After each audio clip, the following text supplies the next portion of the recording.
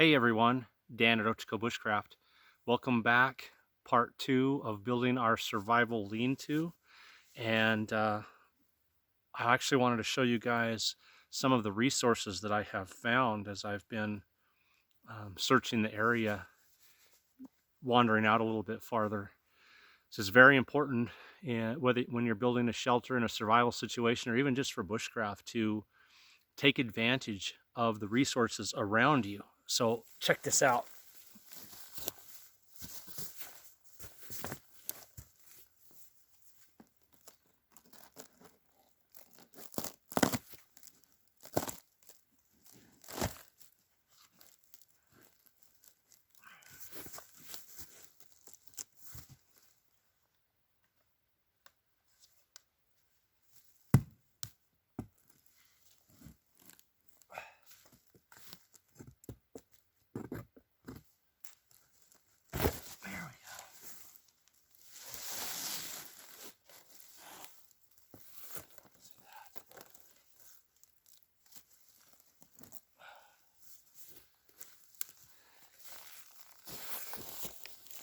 So if you're fortunate enough to find a fallen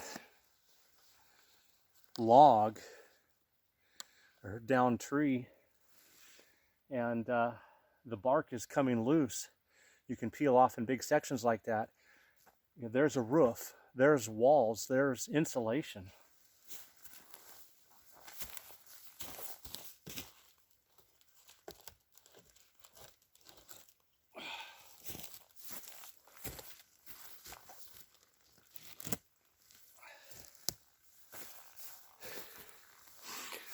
We're going to take that back up to the shelter, but before we do, I'm going to take you down over here and show you another great resource I found. Okay, see this big old gnarly thing behind me here?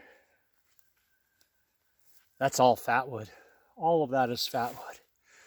And fatwood burns hot and it burns long. And so sawing up some of this and we'll have a great resource for fire. Look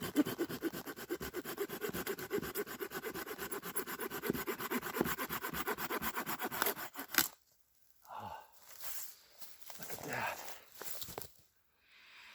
Wow, see that? Pure fatwood. This whole thing, all these branches are loaded.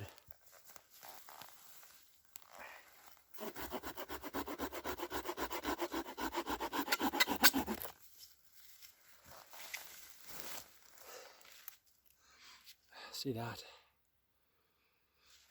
So we got fir boughs all around us. I found a couple Christmas trees that someone had cut and left. Took advantage of that resource.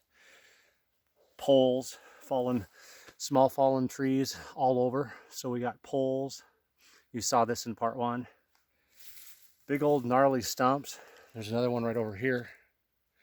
Completely full of fatwood, of resin. So I got lots of long burning wood for the entire night. Just saw up a bunch of these bigger chunks and take them back. And I got those big sheets of bark. So I'm gonna try to pack all of this and the camera back up towards the shelter. Okay, if you remember at the end of part 1, I had both sides still open, and I left one side open still so that we can do it together. But what I did, I put some little poles in there, and then I weaved fir boughs along there and made a wall out of the fir boughs, same material as on the roof. And then when I took a resource walk, I found those bark sheets, and I've still got the 2 that I just brought up. I'd already brought up 1 load. So I have bark walls over the top of the fir boughs, and again with some poles leaned in here to hold everything in place. So we're roofed in and we're walled in. Okay, here's our other side. This is still open here. These are just fir boughs overlapping from the roof, but there's nothing on this side, so we're going to take advantage of that bark. What I've done is I've laid a broken piece of log down here at the bottom. See if you can see that right here. So that gives me, you know, kind of a solid wall at the bottom, plus it's going to give me stability when I want to wedge that bark right behind it. So I think that's what we'll try.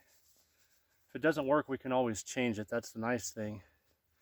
I got lots of more fir boughs laying here, and I got this bark.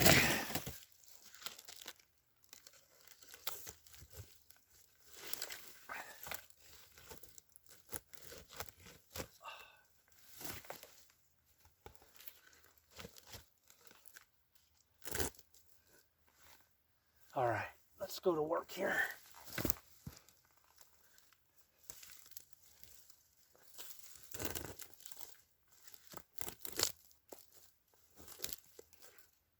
Yeah, that's gonna work.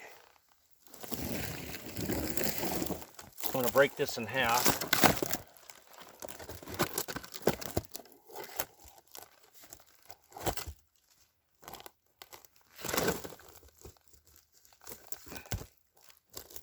There we go. Look at that. That gives us a great wall there.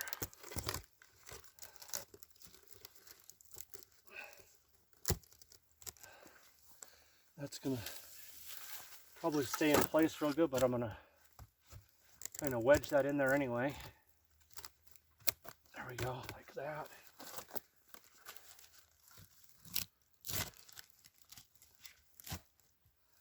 Nice.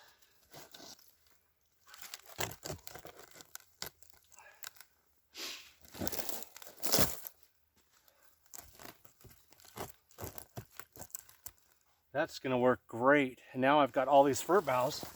We'll just drape some over the over the roof and down over the side.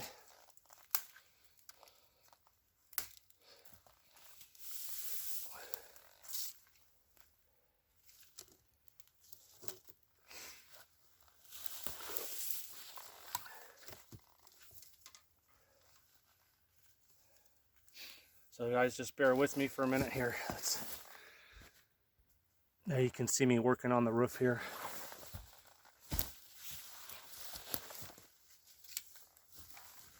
We got a lot more boughs.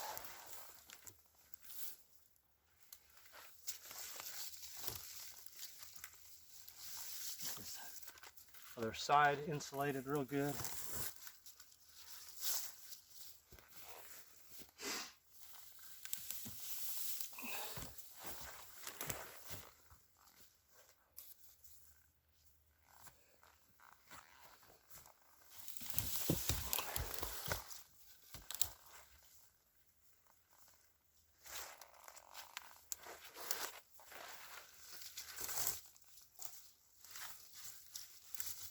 Kind of tuck a few of these, tuck and weave a little bit.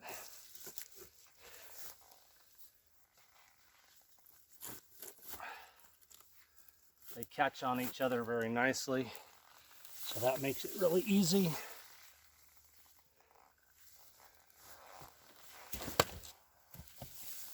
Okay, I got a few big ones.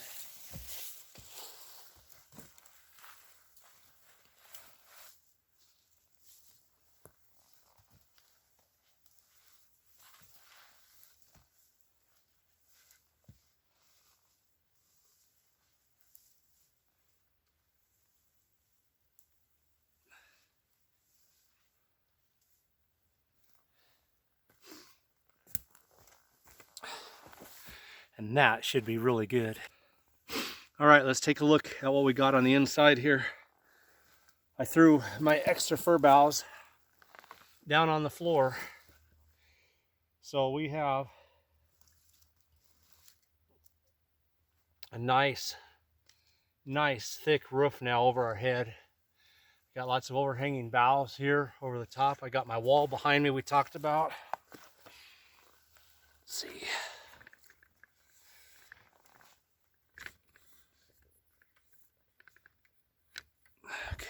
kind of dark in here, but you can see I've laid fir boughs down on the floor, and I got my insulated mat, so this is plenty when I put my mat on top of this. And the roof is done up nice.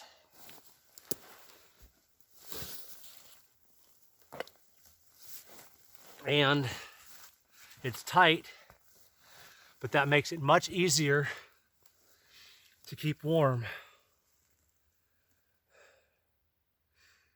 Beautiful.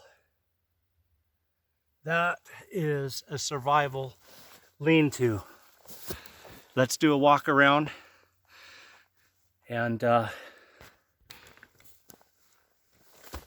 take a look at this whole thing. Okay. Here's one wall. Got sheets of bark laid there. You can see the back. I've really got that built up with fir boughs now.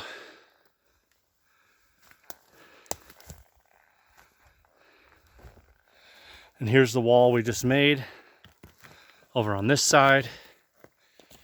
We put all that bark in there, made bark walls. Put the fir boughs right over the top of it. And we're set.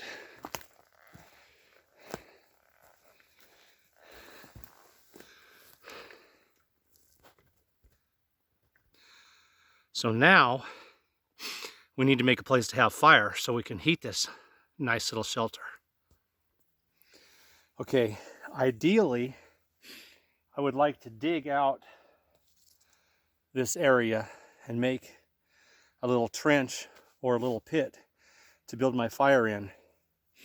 What I've discovered is that the ground, because of all the moisture we've had, snow, freezing rain, the ground is frozen very hard. So I am still pounding out with a sharp rock and scraping out a safe area for the fire. Even though everything's wet and damp, as the heat dries stuff out, I don't want it to run up into my shelter.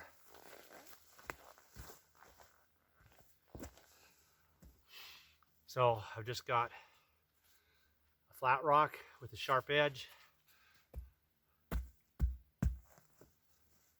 And I'm chipping away sections of the frozen ground.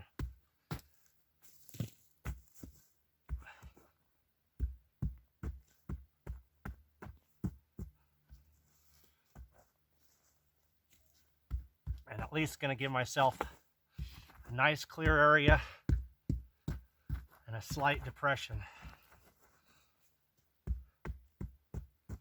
That ground is frozen solid.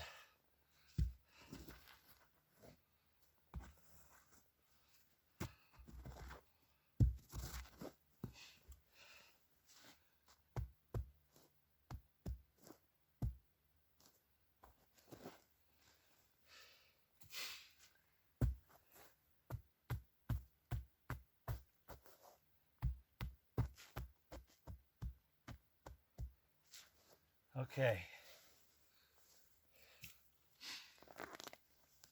That's going to give me a nice safe area for my fire.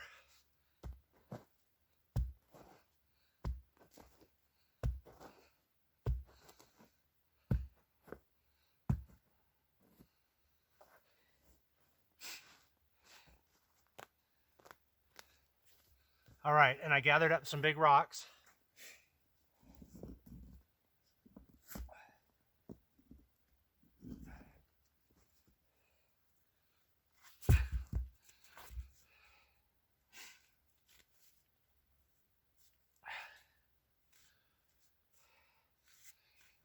Put that right about there.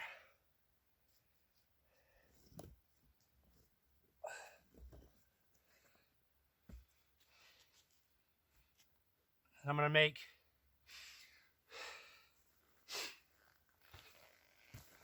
I want to make sure you guys can hear me. Again, ideally, I would like to dig that out 4 to 6 inches deep. That's what I usually do. I make a little trench, and then that trench collects all of the hot coals that roll down into it.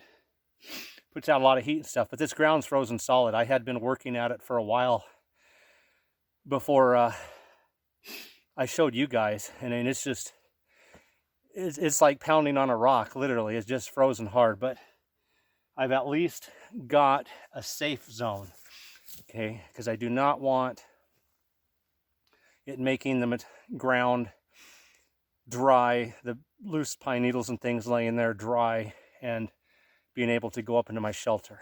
So I hauled up a few rocks, and I want to make kind of a horseshoe shape. It's just going to give it a little protection from the wind coming from the back, coming from the sides, and a low layer of rocks across the front to keep the fire from running. And that's just going to, you know, keep me nice and warm and safe. And we'll build a fire in here before we finish today.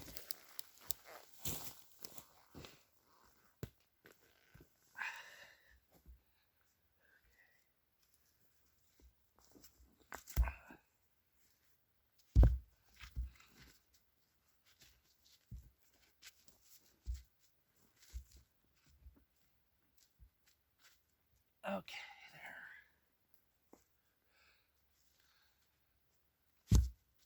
there. We'll make kind of a little wall across the front of some flat rocks. They won't block the heat, but they'll keep it safe.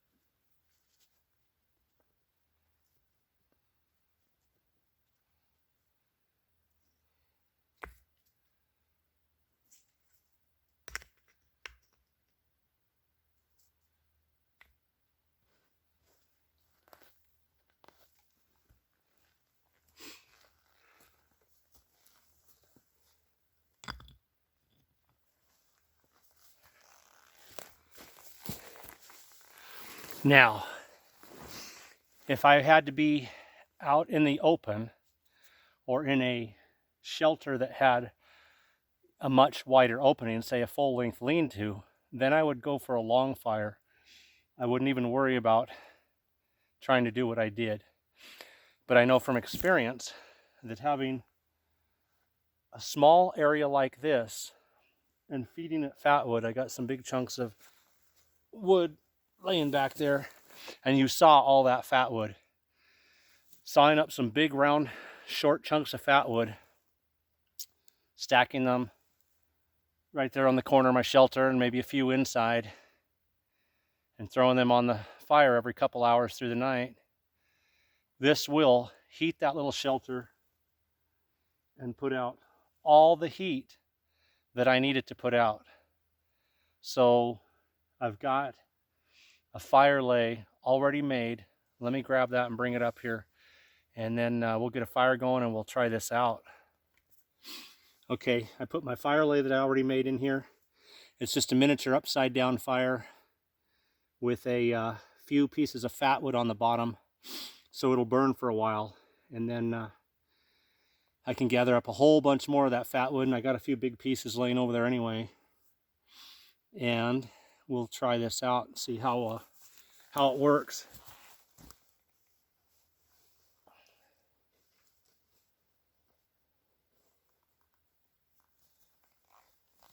I'm going to do a review on these. I use these all the time and haven't reviewed them yet, so that's upcoming. But these are the UCO windproof waterproof matches.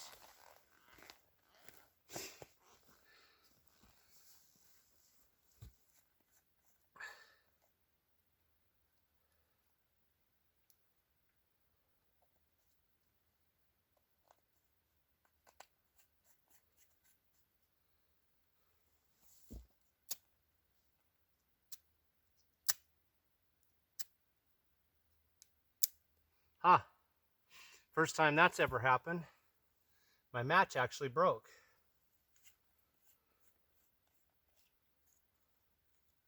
Interesting. All these I've used, I've never had a match break before. There we go.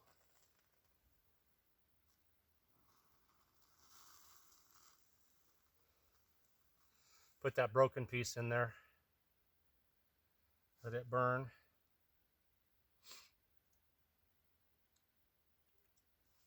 All right. We'll give that a minute or two to get going good. Oh, there we go.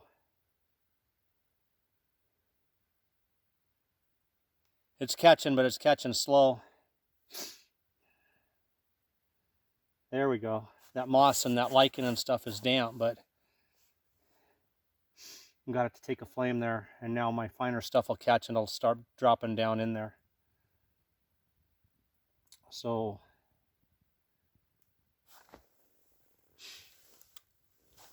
I think what I'll do, move you guys around in front, let this get going good, and then you can have a view of what it looks like sitting in the entryway to the shelter behind the fire.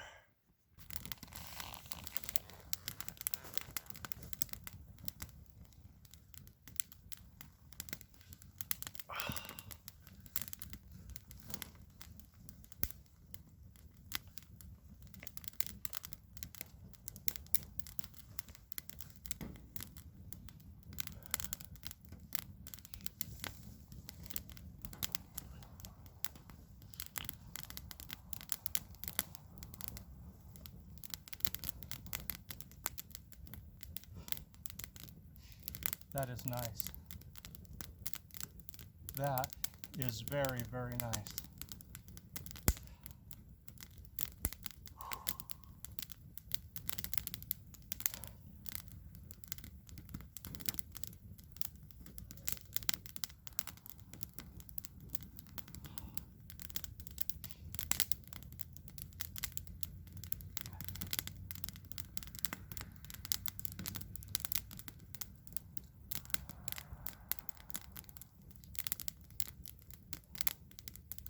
Beautiful.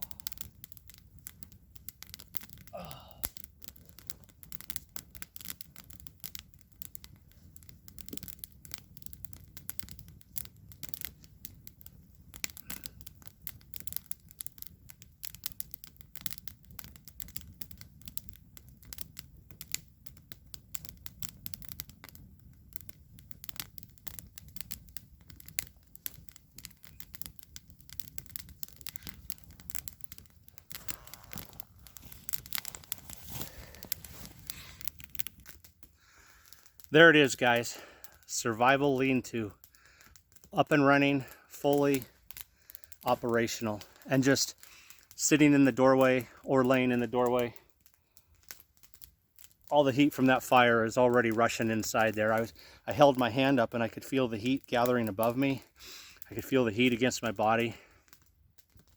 With me in there, and that heat circulating around me, and then me getting warm and heat coming off of me, it'll stay warm. It can snow tonight. I've done these before. It can snow, it can storm, as long as I keep that fire going. And that'll be the final thing. I've got a few big pieces of wood over here. Gather up more wood. The reason that's burning so hot right now, it's got an ember on me. The reason that's burning so hot right now is because I got a couple pieces of fat wood in the bottom. So I'll cut some more pieces of fat wood, mix that with just regular wood that I find, some big pieces that I saw up. That way I don't use up all my fat wood. When it starts to get low or it's not putting off as much heat, I'll throw in a piece or two of fat wood. And it starts to get really hot like this, I'll just feed it regular wood for the time being, even just broken stuff like this. And that's going to take care of me. So there it is, guys. Again, survival lean-to Ochako bushcraft style, my way. I hope you guys enjoyed this. I'm going to hang out. I'm going to enjoy the fire. Wow. That thing is putting off some beautiful heat. If you haven't subscribed, please subscribe to the channel. And for those of you who have started supporting the channel, thank you so much, guys. Take care.